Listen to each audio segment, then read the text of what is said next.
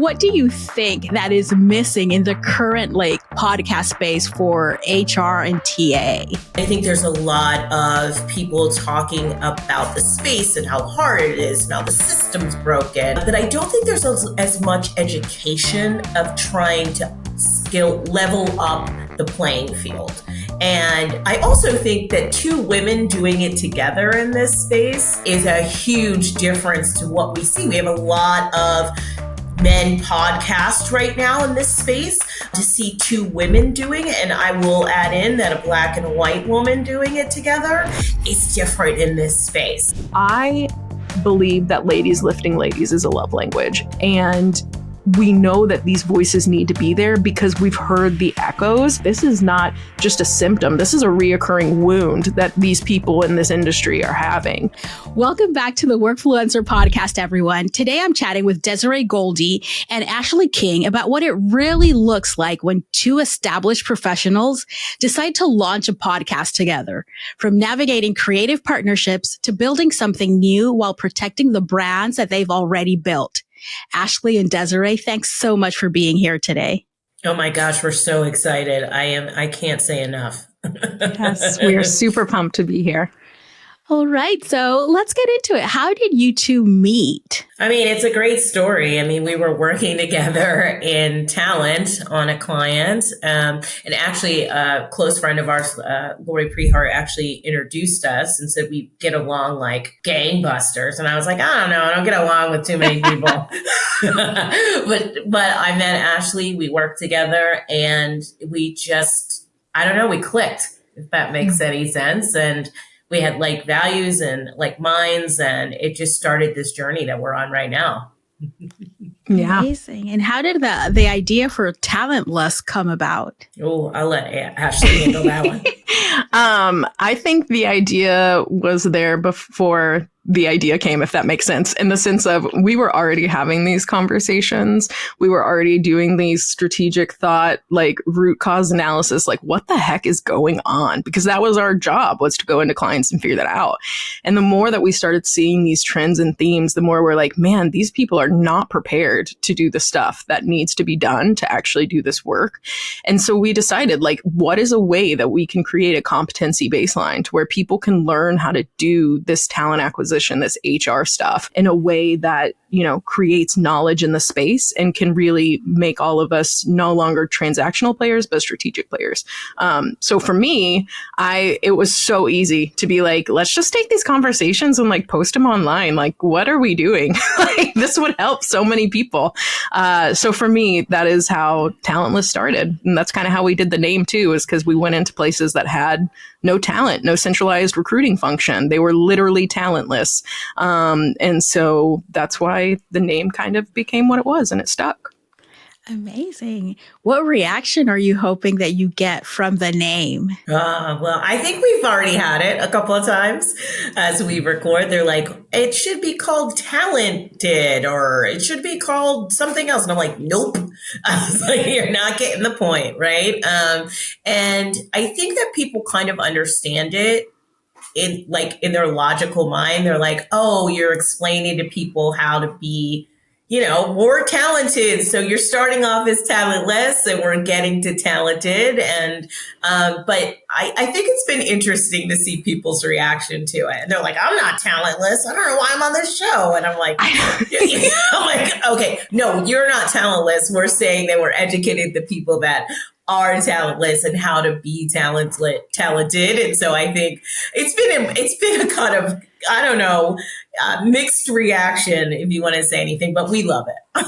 We love the name. We did try many different names too. Oh my gosh. Like, we really did, because there is a t-shirt company somewhere out in the ether with this name. And so I was like, I don't know if we should do it. I mean, we sat on it for months, but every single time I kept coming back to it because I was like, these people, like, there's no other way to describe everything that these people are missing. So for me, it's great. I do think it's weird whenever people are like, why are you calling yourself talentless? You're talented. I'm like, first of all, thank you for that beautiful compliment. You can come back anytime. Second of all, it's not about me. It's about the function that we support. So yeah, love it for that. Oh, naming a podcast. Yeah. That is, oh my gosh. So much work. It's like this, all the other stuff kind of came kind of easy, but the name, we like went back and forth. We did logos, we did this, we did that. And I was like, oh my gosh, we went through so many iterations, but I actually love this where we ended up. So I'm excited. I can tell you from experience, it has to be a name that you absolutely love. I started with another name and I went through it and it was almost a year and I was like, I don't like this name. What was your first name? If I could ask. Yeah, it was Throw Out the Playbook. And it was a concept and I crowdsourced it and people liked it, but I can't say it. And that was a problem. I love it so much. You know how many times I would have to say, welcome to Throw Out the Play. Oh no. Okay. Let's do this one more time. Let's do this one more time. I was like, over it. And then I changed the concept and everything. And then Workfluencer just made sense. So yeah, I get it. Naming a podcast is a whole thing. It's a whole thing. Hey, have you subscribed? Let's fix that. So what do you think that is missing in the current podcast space for HR and TA? Yeah, listen, I think that there's a lot of talk. There's so many HR and recruiting podcasts out there. And I think there's a lot of people talking about the space and how hard it is and how the system's broken. And, we can talk about that a million times. But I don't think there's as much education of trying to level up the playing field. And I also think that two women doing it together in this space is a huge difference to what we see. We have a lot of men podcasts right now in this space to see two women doing it. And I will add in that a Black and a white woman doing it together is different in this space. It's just like we bring those different perspectives. We're able to talk about different things and bring such different viewpoints on the things that we're talking about. I think it definitely makes a difference and makes us a little unique. And I do want to say also that I don't discourage anybody from listening to anybody else's HR recruiting podcast. Obviously, there's some really great ones out there. I just think we bring it a little differently. Yeah. I would say that as far as our content goes, what's special is it's very solution oriented. So for the most part, we're diving into things that are inevitables. It's inevitable that you're going to run into a manager that says, you've given me no one that I like. What are you doing? It's inevitable, just a lot of other different things. So how do we build strategic scaffolding and put it around that? Because what we are learning is some people who are career coaches, who are whatever, may have a diverse round of experience, but whenever it comes to teaching HR and talent people and all these other stuff, it's just not meeting the mark. And so since her and I are already hired to go and do this as a living, create solutions, find root cause analyses and run the data, find out what's wrong, we were like, hey, not to say that we have authority to come out here and say what HR and talent is, but someone needs to be building this baseline. And we're doing the trench warfare every day. And I do think that she's right about female podcasting, because specifically HR and talent are very, very high, over 50% for talent, but definitely over, I think, 74% for HR is female. And then we look at who's feeding into the industries and who's shaping the norms and the narratives. And it's none of those people. So it was something to where we were like, we have a unique spin because we can talk about maternity leave because we've taken it. And we can talk about the solutions that drive that. And there's just things that we can really hit the nail on the head that we feel the space was missing. And so for me, that's something that I love, because to bring solutions, that's worth it every time. And it's very needed. And you made a point that I was going to ask about, it's mostly female in our industry, right? Mm-hmm. Right? Why do you think that most of the podcasts and the people on our stages that we see when we go to conferences are men? I have so many things to say. Both of us are like, the breath is how we know whatever it's about to get heavy. Do you care if I go first? Because I'll forget. Go ahead. Okay. There was a podcast that I was actually watching recently. I think her name's pronounced Iona Mayer or Lana Mayer or something like that. She's the rugby player. Yes. But she was talking about how women can be parents and can have played like in the WNBA and still will be like, I don't know if I can teach my son's little league baseball. I don't know. I didn't play D1. And it's just like, we put so much heaviness on ourselves. We have to have so much credibility. We have to do so much more work. And it was whenever I started looking at the people who were holding the space and holding this narrative, and I was like, wait, they're recruiting admin like 13 years ago, and they're the one. So it's something to where I was like, you know what? We've got to get out of this societal mental block that we've been put in, this box of like, you need to do 50,000 things, because they will be like, I watched a baseball game one time, thus I can coach. And it's that type of confidence that I really wanted us to channel in a weird way, because there is some essence to like who is doing this every day and who is doing the work. And I think you can tell that in our podcast too. I think you can tell we've been there and we're giving solutions that are really tactical. All right, Desiree, you tell us. Oh my gosh. Well, no, it was so good. I was going to say the same thing. I think that women hold themselves back from doing some of this stuff because they think they need all of these things to be relevant. Listen, podcasting isn't easy. Like, you have to be okay with somebody listening to you, criticizing you, and maybe never listening again because they hated what you said or that you don't want to be followed. And, you know, our goal was never to be super famous, right? On this podcast, right. Our goal was to use this space to educate and inspire and really talk about the real things in talent. But I think if that is your goal and you really want to be a podcaster and you're sitting in, you're like, how do I do this? Why should I do this? I don't have the experience to do this because I'm a woman, and we continually do it. People say all the time that women have come so far. I still think we're in the same place. We just haven't, we're channeling it a little bit better, but we need to do a lot better at saying we can do this. We know we're right. We know what we're doing. We're just as good as anybody else, and we can do this confidently. And we know that just because I'm going to be a little egotistical here and say have been very successful in our own rights and our own jobs in talent. And so therefore we were able to come to this together. And I think part of this is why this partnership works as well, is we boost each other up every day. And we're able to say yeah, you're right, girl, let's get at it. Right. And so, and that makes it easier to do. I think we probably would have done it somewhat too alone as well, but together we're just even better. And together we're able to use that women lifting up women, and boosting each other up every day. So yeah, just great space. I love that. And I totally agree with you. And I'm going to take a second here to plug something that I've been doing that I absolutely love.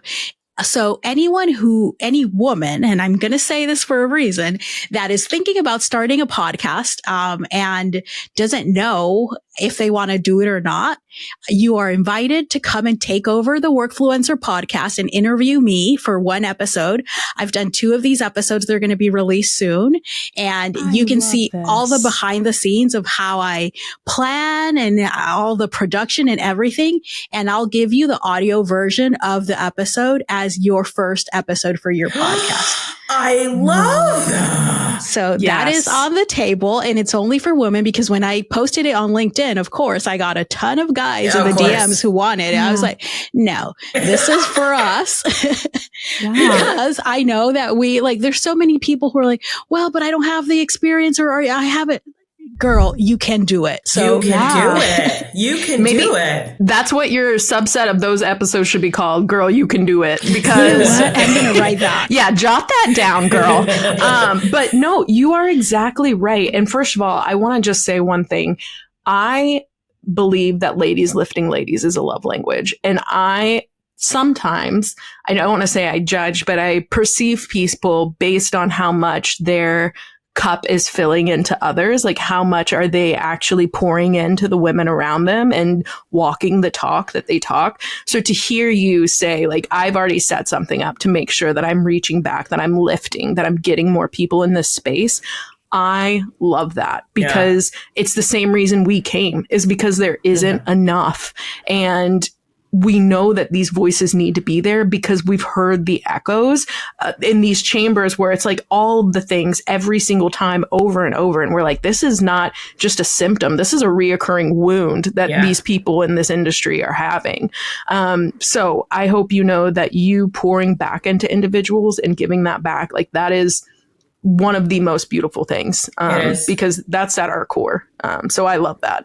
Thank you. Any way we can lift you up, let us. Please tell us. Anything. Thank you. Well, if you hear of anyone who's thinking about starting a podcast and isn't sure, send them my way because they can take over the Workfluencer podcast for an episode. We definitely will. That's awesome. That really is. That's so great. All right. So getting back to our conversation, was there any non-negotiables that you had when you were planning the show? The only one I can think of for me is creative control. And the reason that I say that is because last year around this time, I was on the Dr. Phil show and I said some of the most intelligent things I think that could ever come out of someone's mouth, and every single thing got cut. And it was really weird. It was something I never considered. I'd never been on a media platform like that, nothing like that. But it was something to where I realized, whoever has media control over these things can spin things any way they want. They can cut logic. They can manipulate it. They can do anything. So to me, not that I would ever do that to another person, but I was like, the only thing I care about in this show is maintaining the integrity of the content and making sure that we are staying true to the mission. And sometimes I feel like whenever you get tied to a brand or maybe even a specific sponsorship, sometimes they want you to censor that. They want you to not be as outspoken. But our whole thing is we're saying what you can't say on LinkedIn. We're saying what, isn't going to make the cut in your little boardroom meetings. These are the real solutions that we're not saying out loud. So for me, I would say that the non-negotiable was just making sure that Desiree and I maintained that content management piece, and not giving it away for any amount of money, just because I've seen what happens when you do and you're working to make just money. And sometimes it takes away from that mission and that essence, which is what built us. Yeah, I have to back her up on that one. I will say that we've had opportunities already presented to us and we're not even truly launched yet. And we've said no. And we've said, nope, not going to do that because you're going to cut us in half or you're going to do these other things. And we've said no. And I think that's important. And we're going to continue to live that dream as long as we're able to say no to things that we just don't believe in. We have our own kind of underlying moral code to this podcast and value code to this podcast. And we're going to keep true to that every day, every single day. Yeah. And that's so important to do. And I totally get it because yes, you can manipulate. And when I started, I was editing my own episodes. Now I have a team and all of that. But when I started, it's I could easily take this off and splice it and put this together and make an entire thing. And it's no. And you've probably seen the trailers that I do, the teaser stuff. I love those, by the way. Thank you. It's very easy with those. Sometimes when I'm planning it, because obviously I use AI to hey, help me extract the quotes from this transcript. And if you let AI go loose, they will change the whole thing. I believe now I'm a huge reality TV fan.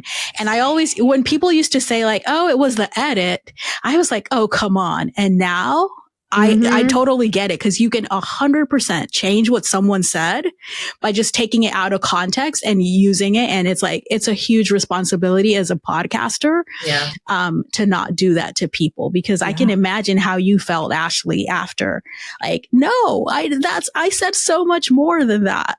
It was crazy because as I watched the episode, I was screaming. My family was watching it too, and they were screaming. They're why wouldn't anyone say this? And I'm that's verbatim what I said. That came out of my, it was in the room. And it also made me wonder, how many intelligent people have been on shows, have been on, talk hosts, whatever, and have been cut. How many how much of the world is actually okay, but we don't get to see it because they only want to present a certain narrative. So in a weird way, it gave me no hope for the future, but a ton of hope for the future. Because I was like, there's no way. I'm not the only one. They did it too easily. It was so simple for them. So anyway, sorry, please continue. No. It's a good thing to call out. And I'm happy that there are more people in our space. Not that there's anyone in our space that I think is doing that. Cause I mean, as an HR person, we already have like high standards when it comes to that.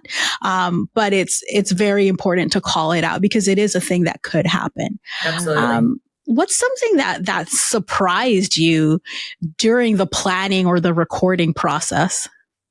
How bad we were? No, that's kind of my answer, but I'll let you go first. But yeah. That's mine. I don't know. We've been having these conversations for so long, and I actually thought, and I've done a million podcasts, and so it's Ashely. So I thought we were just going to jump on the mic and be like, like just have these awesome episodes. And that's not what happened. It was rough, and we realized that we needed to plan a little bit better. We needed to put some actual real thought into it and actually sometimes even have a real script to it. And so for me, I think I was really surprised just because I speak all the time. I'm a public speaker. I'm always doing these things. So I thought this would be easy. I thought Ashely and I being, friends that we were and having all these like-minded things would just jump on and hit it out of the running. We were horrible. We're so horrible. We recorded 5 episodes that will never see the light of day. Like, honestly, people are going to try to hack us now, but no, don't. You'll be just as confused as we were listening to it, so it's not going to help you. But she's exactly right, because at one point, and now I'm going to say this name, and I do not necessarily support or am trying to amplify this, but in my mind, I was like, let's just Joe Rogan this. We're going to show up. We can take a few shots of whiskey and we're just going to talk. And we're just, and then we were like, and you know what's worse? We left those calls and we're like, this is the most brilliant thing we've ever done. And then we listened to them and we were like, we are absolute trash. Like, put us in the garbaggio. We don't belong. And then we started, so then we like backtrack, right? Because we were just so excited to just like get in a room and press record. Even though we were already in the room, there's nothing different. But then we backed up and we were like, okay, how do real people do this? And the more I was reading, the more it was like, you have to prep like you are on a TV show. Yeah. Like the late night shows, like Stephen Colbert, like they make it sound natural. It is not. It is so planned. Right. So that was something. And for me as a public speaker, because Desiree is right, like I've spoken on many things before. I don't ever think I heard myself as discombobulated in thought as I did on these recordings. Yeah. And so it was just because we would start a sentence and we know where we're headed with it because we've been working together. So we would start like 6 sentences and never finish them. And I was like, wow, okay, we've got to stop this telekinetic and we've got to write out what our actual sentences are and finish them. So the number one thing that I think did not expect or foresee was actually how much planning goes into it. Yeah. Because I think a lot of people are just like, oh, we can do this in post and fix it up. And you can. But just like how I'm the one that edits ours, and that is bonkers. So I will say that her and I definitely, we had to learn the hard way, but we learned it quick. Yeah. And I think that it really actually significantly helped us. We actually had someone tell us. Too. Correct. That it was trash. That was trash. And, wow. Yes. And that was key. And to be honest, both of us, I think individually and together, have thanked this person because not going to lie, that day was not a fun day. Like we got off the call and was like, this is not fun. But at the end of the day, that person was right. I think delivery was a little mixed and I said that to the person. But I do think that what they were getting at was accurate. And that's kind of what I love about Desiree and I is like, our number one goal is we really want to do this for the audience that we have, which means that we need to do this as intelligently as possible. We need to sound as cohesive as we can. And so once we got that feedback, it wasn't like don't get me wrong, for like 10 whole minutes, I was like crying in a corner. But then after we picked ourselves up and dusted ourselves off, we were like, okay, this is what we're going to do. And in that moment was actually whenever I realized I had the perfect podcast partner because not gonna lie, like I was very much like, you know what? let's just call this shit. He's right. Like, I am nothing. Like, this is spot on. And then Desiree was just kind of like, no, like, this isn't a period. This is a comma. This is a course correct. Like, this is something that we're going to push through and we'll be all the better for it. And that is something that I don't think people get in every partner that they have for business. So for me, that was something that, one, the instance of the feedback was horrible, but the repair, the buildup, and where we went from there told me everything I needed to know about what her and I can do as business partners, as a podcast host as well. Quick break. If you've been thinking about starting a podcast but don't know where to begin, I've got something for you. I'm letting women in TA, HR, or employer brand take over the Workfluencer podcast for one episode. I am so excited to be able to do a podcast takeover. And I'm joining Rona Pierce today as a guest host. Rona is the creator of the Workfluencer Podcast. You get a behind-the-scenes look at how I plan and produce everything. I handle all the editing, and you walk away with a fully edited episode, social clips, and the audio to launch your own pod if you want to. If that sounds like your kind of test drive, head over to workfluencerpodcast.com to apply. That is amazing. And it's amazing, one, that someone gave you the feedback, because a lot of people would just say like, oh, it's great, and let you like release it out into the world. And trust me, people on the internet will give you feedback. Yeah. That's a whole other episode about people on the internet and their opinions. Yeah. But the fact that both of you together were like, okay, this is not a period. This is a comma. We can like improve from this. And you'll see as you do it more and more and more, you've probably already noticed, a few episodes in, you like, it just clicks. Yeah. But it definitely requires a lot of planning. And I think that's a big misconception that people have. It's like, oh yeah, you just open up and like, oh, you don't have any plans, or you just start talking. It's like, no. That's not how it works. At you all. Can 100% tell when someone's done a podcast and they just literally just started talking. Right. It was difficult. And as a person that plans, you would think I would know that because I'm an over planner. And no, that's not what I thought at all, but learned that lesson very, very quickly. Are there any podcasters that you are following or like that you admire and are like taking inspiration from for your podcast?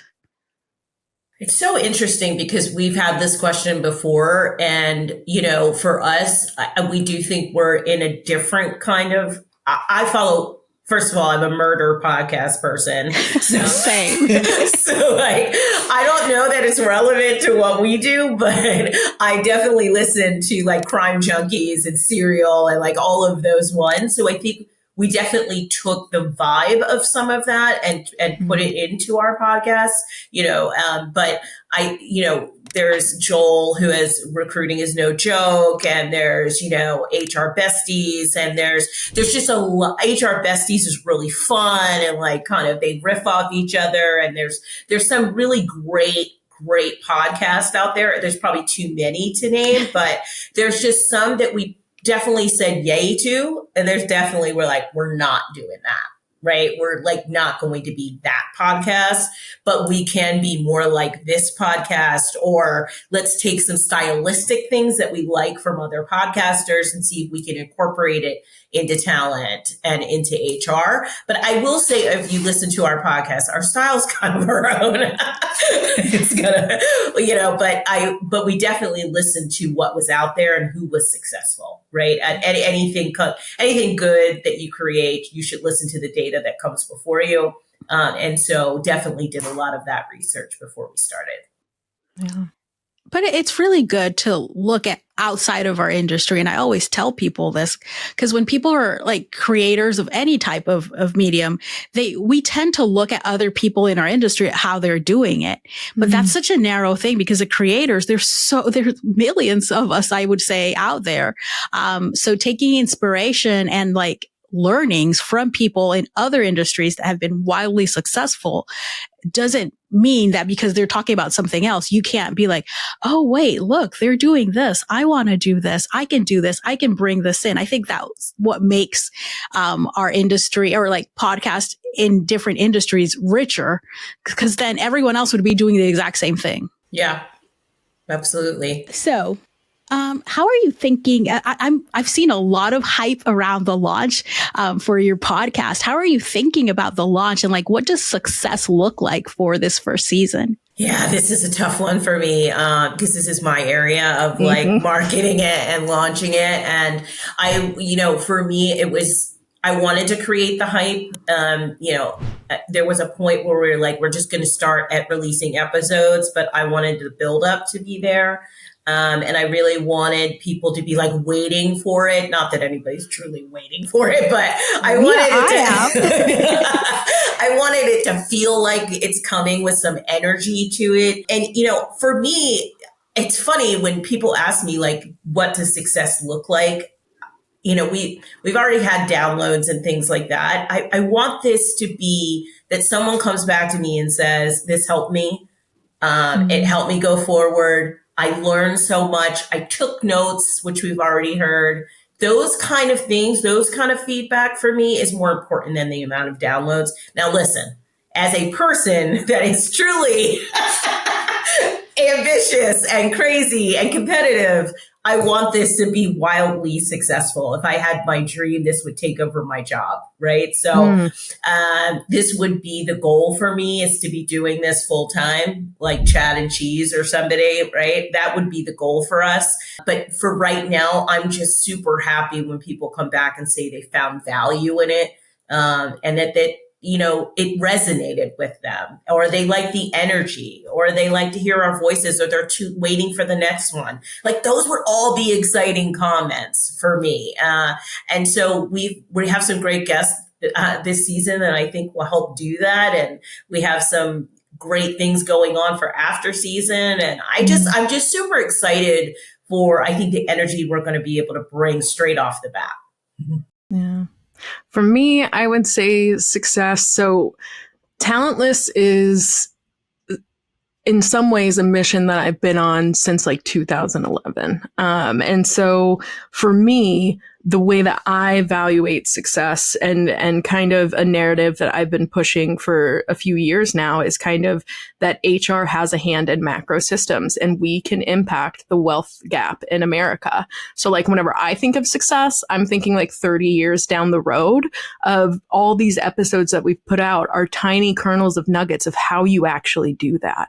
And that's kind of one of the core tenets of our show that's unbeknownst to others, but to Desiree and I are like, how do we start creating shapeshifters that can move and do social justice in this realm and use talent as a vessel for that? And so to me, we don't ever say that like, as bluntly, but to me, that's the whole ball game. Like, I want to see that we've actually made a difference using this role for social justice and integrating that to where, because in HR and talent, we are the consumer and the creator. We have to abide by whatever HR rules are set, which in turn, we do the micro, and it creates the conglomerate of those norms. So to me, it's something where if 30 years from now, people are like, who was Ashely and Desiree? I just want them to be like, they're the ones who taught me that my job was much bigger than just pushing paper. They're the one who taught me that I do have a hand in the wealth gap. And whenever we do look at data, we do see a difference and a change.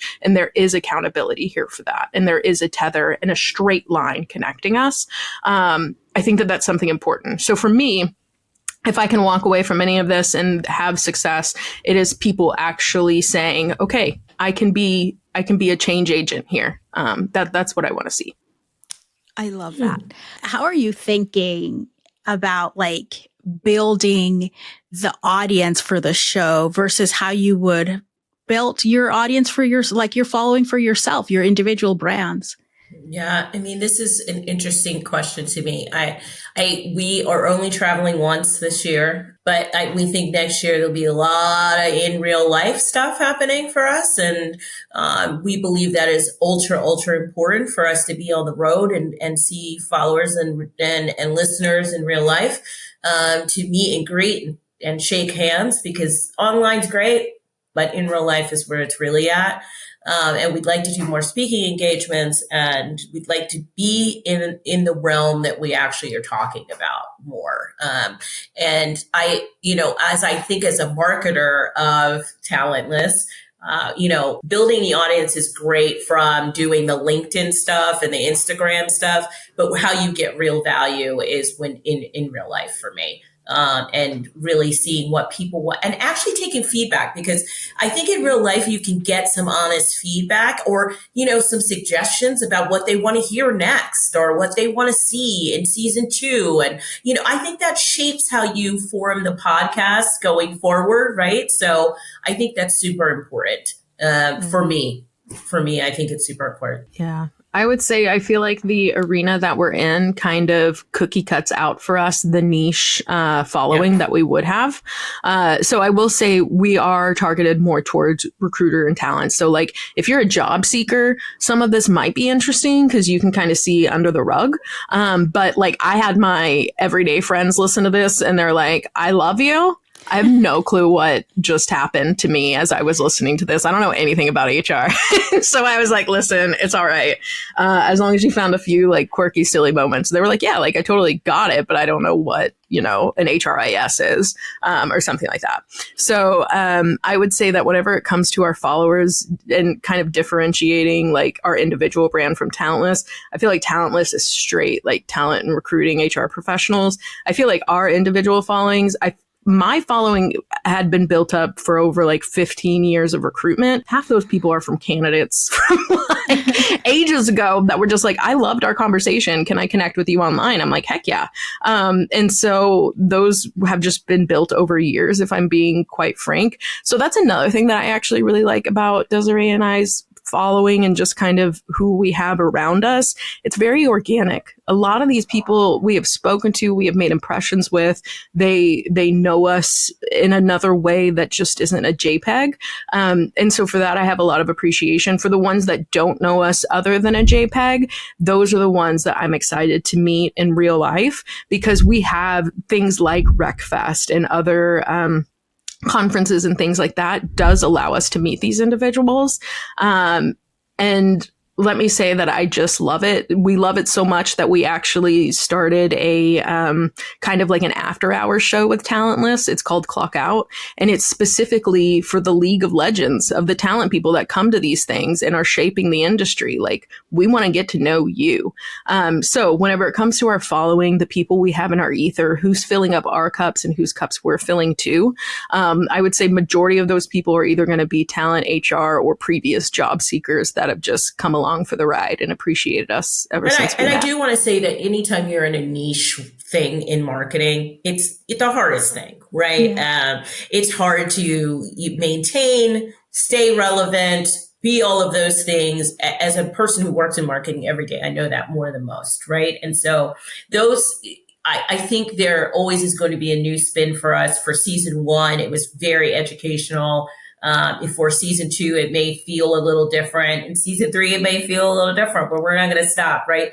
Even if we stop, we always joke we're going to have 4 listeners, but we're never going to stop recording. So, you know what? I think for the longest of time, there was something wrong with my metrics, and I couldn't see. It said that I only had 5 listeners or 5 subscribers.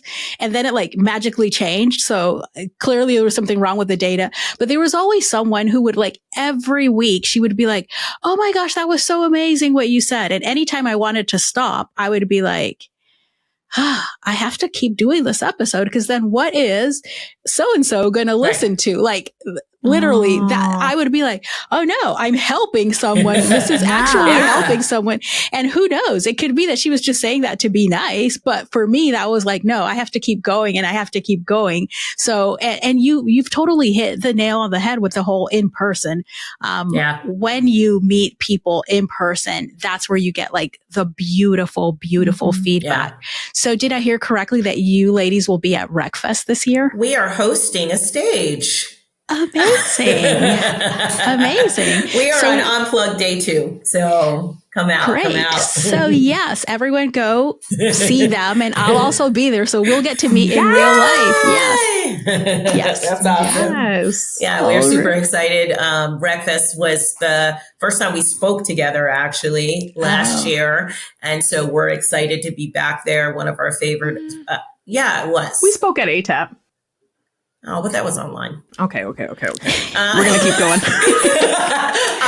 But and I was moderating. It's not the same. Anyway, so girl, please continue. So anyway, Wreckfest is one of our favorite events. So it is going to be fun and enjoyable. We like the energy in the room. So we said we definitely are going to do that one this year. And we were just lucky enough to be asked to host. So we're excited. Amazing. Same. Wreckfest is absolutely my favorite HR conference here. And I'll be talking about what I'll be doing at Wreckfest more later on. That seems like cooking up a surprise. I'm pumped for that. Who knows? So I really have loved this conversation, but if you've ever listened to Workfluencer, you know that my favorite part of the show is one of my segments. And this one, I don't think you've listened to yet because I don't think there's an episode out, but it's called a Vibe or Cringe. So this is the part of the show. It's a rapid fire segment and I'm going to throw out some content trends and I want you both to answer at the same time. Is it a total vibe or is it straight up cringe? Okay. No middle ground and no overthinking. Just say it loud and say it fast. And this one is podcast edition. Are you ready? Yes. Okay. All right.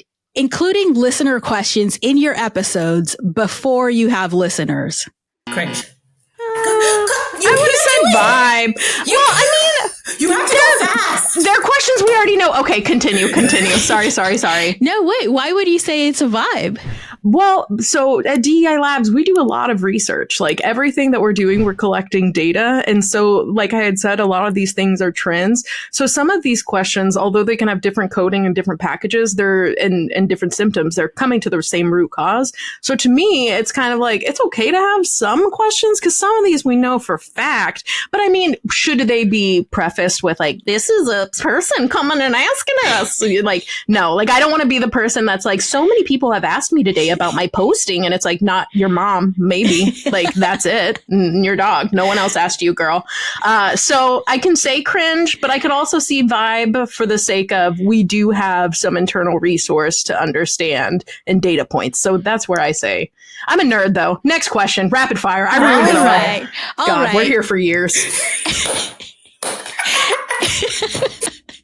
My bad. All right. AI baby podcasting. Oh, what? Cringe? I don't even know what that means. So there's a ton of people. Babies, the little tiny babies that do the podcasting. You can make yourself a baby. Yes. That's hilarious. Okay. Maybe slight vibe because I want to be a baby. She's such a dork. I really am. I'm the worst at this. So cringe to me. Don't say this to me because to me it's cringe. Oh, it's horrible. But I found the tool today that does it. So have knows? You been a baby Rona? Yeah, I did not approve of it. So we will never be. Baby Rona, like real baby Rona, was way cuter than AI baby Rona. So we'll have to see. Maybe this one will turn into a baby Ashely podcast. Please make me an infant. Oh my God. Could you imagine just a little 12-month-old? And I think that the rationality behind, like, it's perfect. I would love it. All right. Next one. Filming a reaction video to your own podcast episode. Oh, probably. I don't know. I'm kind of on the fence with that, but I'll say cringe a little bit, though. I would say cringe if other people know that's what we're reacting to. I don't know. Some of these are just, so here's the thing.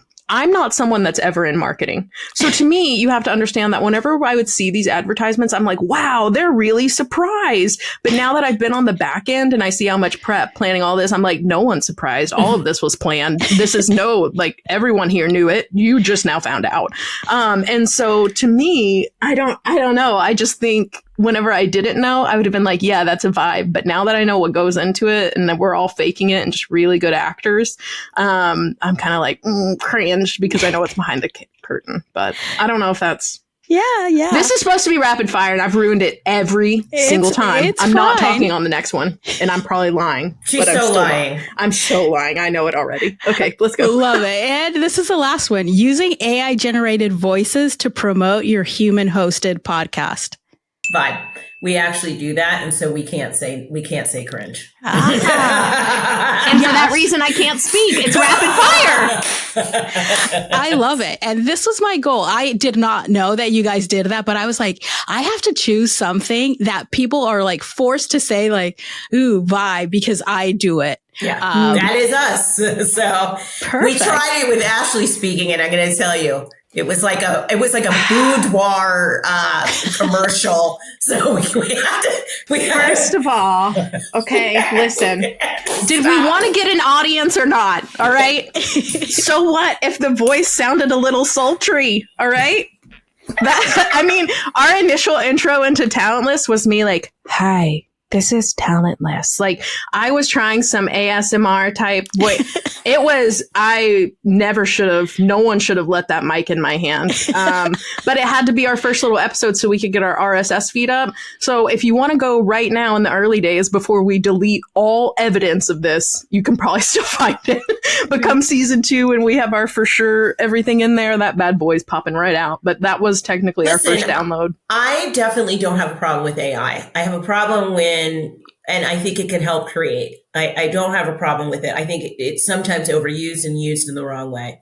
And I don't have an issue if it helps like us. Like we just couldn't agree on the intro and it got us to the finish line really quickly. Yep. Right? So great, fine, done. Right? And you move on from that thing. Now, AI babies, I'm not no, it's just not happening. We're never going to be a baby. I'm never going live with a baby. I can go get my real baby. Bring her in here to sit. I'm like, I don't know if you can say you're never going to be a baby. I might turn you into a baby. Oh my gosh. If you have to turn anyone... Actually, yeah, please do Desiree. I was about to say me, but honestly, could you imagine just a baby Desiree? She'd be like, the marketing numbers are not in place. We would mean baby business. You know what? Make this a vibe. I don't know what y'all are talking about. All right. Boss baby moves 101. All right. If you had to add one to the list, something that you've seen lately that you're so over or that you secretly love, what would it be?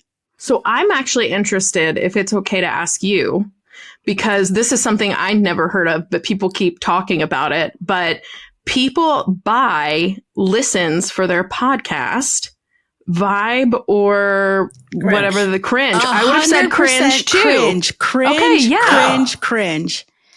I understand. People have explain to me why they do it.